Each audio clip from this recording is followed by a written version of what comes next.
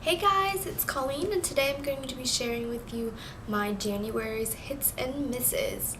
So this month I got to try out a lot of new products. I really started getting into drugstore products. Usually I tend to veer away from it, but with all the great reviews that a lot of these products have been getting, I decided that I should try them out. And yeah, for the most part I do like the drugstore makeups a lot, and they're great quality, and they're a lot cheaper, so that was a big selling point for me. So with that being said, let's get started. The first product I'm going to be talking about is the Freeman facial peel-off mask. I got this with my Glam bag for January, and I really love this product. It is really moisturizing, and it's a peel-off mask, so you don't have to wash it off after you use it, so that's really great. And once you peel it off, you don't get that dry feeling that you get sometimes with other clay masks and stuff like that. It is really hydrating, and it smells great, and it feels really cool when you're pulling it off, so I really recommend this. And the next thing that I also got from my Glam bag was the Sheer Cover Concealer. Now, I don't like this too much. The texture of it is really kind of semi-sheer, but it's liquidy, if that makes any sense. It is a cream, but it is somewhat liquidy. If you touch it, it's not a creamy texture at all. The color isn't bad, but it does get cakey when I use it underneath my eyes, and I'll just show you how it looks like side by side. I don't know if you guys can see it. Focus. Yeah. So there's the light color and then there's the darker color, so you can mix it together, and it is easy to mix just because of the texture, but I don't like it too much, especially to use underneath my eyes since it is so cakey. So what I do use instead, that I recently bought like 2 weeks ago, is the L'Oreal Visible Lift Serum Absolute Concealer with SPF 20, and this is really a great concealer. It's super creamy. It's one of those twist things, and this is the color, dun, dun, dun.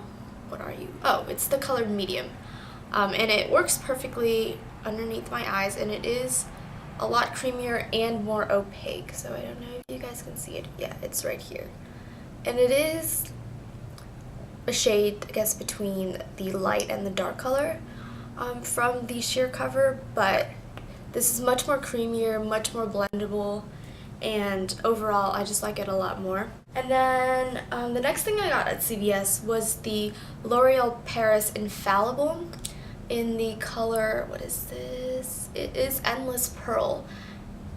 Come on, focus. There we go. It's in the color Endless Pearl, and at first when I was at CVS and I looked at the color, the back right here, it was like really shimmery, and I really liked that. But when I went to actually get this product, you usually don't get like the first one, so like I went and got like the third one behind it, and yeah, when I got home I looked at it and I was like, this doesn't look the exact same as the first one. So I was wondering why it doesn't look the same, so I might have looked at another color, I don't know, but it did say Endless Pearl for the other one too.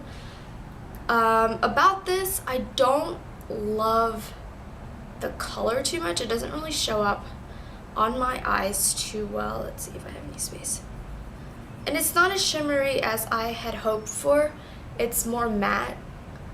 This one in particular, I think Iced Latte is the one that is more shimmery, but I thought this would be shimmery too since it said pearl, but it comes off as a really matte beige, which isn't bad, but I already have one like it. The texture of it is really great. I do like it. It's kind of, how do I say it, a hydrating powder, if that makes any sense. It is a powder, but then they also have the stopper on top of it, so I think that the point of it of the stopper is to prevent it from like going dry, just because it is somewhat hydrating. It isn't a cream, but it's like kind of like a mixture of it, so it's really weird, but I love the texture. I think I'm going to get a different one just because this one didn't work out too well for me, but overall, yeah, this is a decent product. But once I get more eyeshadows from the Infallible line, I will tell you how it goes. So I finally bought into the whole MAC Paint Pots thing as your base underneath your shadow. So I went out and bought the MAC Paint Pot in the color Painterly, and it looks like this. There you go. And I was told that the white undertones of the cream shadow helps brighten up your makeup and makes it a lot more vivid. And so it does what it's supposed to do. It helps my eyeshadow stay on a lot longer. It doesn't crease, and I just feel like my makeup does stand out a little more using this product. I used to use the Benefit Stay Don't Stray, which I still love, and I use it underneath my concealer, but this is just a lot more creamier, and I just feel like it helps make my makeup stay on a lot longer since it is a little bit more tacky. But yeah, this is a great product and you should definitely check it out. So the next thing I tried out at the beginning of the month was the Tarte Amazonian Clay Full Coverage Balancing Foundation, and I got this at QVC, and they have a new one coming out, not in QVC but at Tarte and Sephora, that is all the rage right now, and it's the Amazonian Clay 12-hour foundation. It's the exact same thing, so buy it at QVC. It's like $5 cheaper if you get the set. Like, I think you can get the set for $38 at Sephora, I know, and it comes with the what is it, bamboo foundation brush. And yeah, the set I got for $34.50, and I have a review that I did earlier about it, so you should check that out. But overall, I do really like this. It makes your skin still feel like skin, but it is full coverage nonetheless. So if you do have problems, like problem skin, then it will cover a lot of your acne and your acne scarring and all that kind of stuff. So yeah, this is a great product. And the brush, I don't love to use it as a foundation brush as itself, and in my review that I said that it was similar to the Sigma Sigmax kabuki brushes, and what I meant by that was that this brush is synthetic as well, and it is super duper dense. I don't know if you can see all the little tiny fibers, but it is really dense, but it's not as dense as the Sigmax one. And the one thing that I really don't like about this as a foundation brush is that it is so big. Look at that, it is huge. So like, you can't get into the crevices of the sides of your nose, and just any small areas underneath your eyes and stuff like that. So I do prefer the Sigma brush, but this is a great brush nonetheless if you just want to apply this foundation all over as an initial, and then go in with a smaller brush and just buff anything out that you need to. So next I'm going to be going into eye products, and for Christmas my sister actually got me the Dior Show Maximizer Lash Plumping Serum, and I really do love this. For some reason it makes my eyes super sensitive to light, so like if I'm out in the sun and I wear this, then my eyes will get really watery and I can't really see well. So I'm not sure why that is, but like when I don't have this on, that doesn't happen, but I really do love the way that it makes my lashes look with mascara. It goes on white. Here's the brush. It does go on white, but when you go over it with mascara, then it just the white just disappears. But yeah, this will make any mascara, even really crappy mascara, seem a lot better. With this, I don't feel like it clumps too much, or if you like really thick lashes, this doesn't really do that. It just feels like it enhances your mascara, whatever that may be, and it does make your lashes longer, more fuller, and separates it pretty well. So I really do like this. I try not to use it every day because it does mess around with my eyes.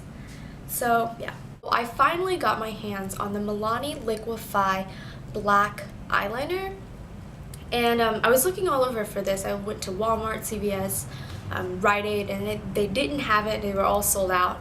But I finally found this at another CVS, and overall I do like it, but I don't love it. I only use this for my waterline. I don't use it for, you know, lining my under eyes, just because I feel like it's too soft, you know? Let's see. But it is really black. It's incredibly black. It reminds me a lot of the Urban Decay Perversion eyeliner that just came out, which is awesome because they only had it in like a set before, but now they have it out, and it's really similar to the Milani Liquif-eyes black liner. But this is just way too soft for me, and I feel like I get very little control with it because I like to be able to have some pressure when I'm applying liner underneath. But you know, this is a good product. It stays on for so long, and you have to use, you know, eye makeup remover to take it off, and your cleanser won't take it off, and I've tried. But yeah, I like it. I don't love it. I wish it was not as liquidy. So I also picked up another eyeliner at CVS, and I got the L'Oreal Paris Lineur Intense liquid liner in the color Carbon Black, and it reminds me a lot of the Lancome art line that I have and I use often. I think the biggest difference is this is a little darker, but overall the brush is basically the exact same thing. I do like this more than I do the art line, just because the brush is not as flimsy as the art line. Let's see. So yeah, you can make a thick line. You can make, you know, the thinnest line that you want. That's one of the benefits of having such it's not such a stiff brush. It's still pliable, but it is stiff enough that you can get really good control with it. The art line, you know, you make the smallest wiggle and it'll just mess it up. But yeah, this is really great. You should definitely try it out. And if you don't want to try the art line, you know, this is a great alternative. So yeah, get your hands on this baby.